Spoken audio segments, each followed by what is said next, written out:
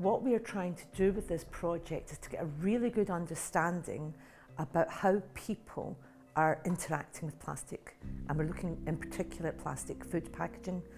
And the main question we're trying to look at and think about is the gap between what consumers think, their attitudes, and how that maybe plays out in their behaviour.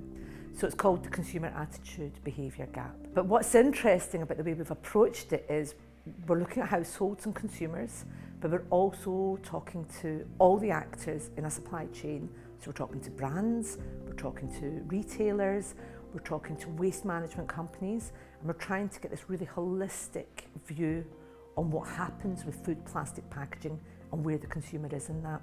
And in doing that, we're going to get a really rich and deep understanding of this gap between consumer attitude and consumer behaviour. Well, we know there's a whole minefield of statistics out there with regards to sort of how many pieces of plastic are in the world, in the oceans.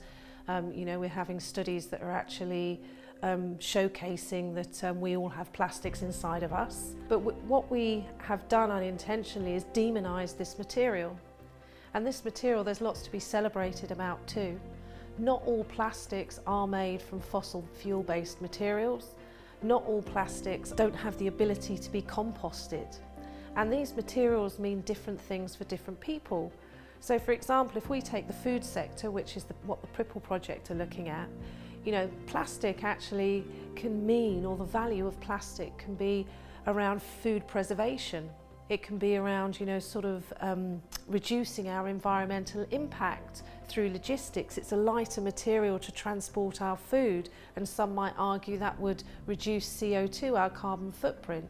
The same with, you know, preserving our food, that actually can prevent food waste. Some packaging is designed to stop people shoplifting. So, you know, the value of plastic could be anti-theft or avoiding antisocial behaviour. So to actually answer the question, you know, what will the issue of plastics be in the future, is highly complicated. You have to think about these materials on a case-by-case basis. I think, you know, we're very fortunate as a local city council to have a long-standing relationship with the university, which only really enhances some of the work we do. We obviously get to share data and insights, which helps to feed into improving some of our processes and policies around plastic and waste collection particularly. In working in this project, it's fundamental that we have the industry partners there, and we actually have non-commercial organisations there as well. They give us the problem from their point of view, and that's so important, because this isn't just a problem that the consumers have all the answers for.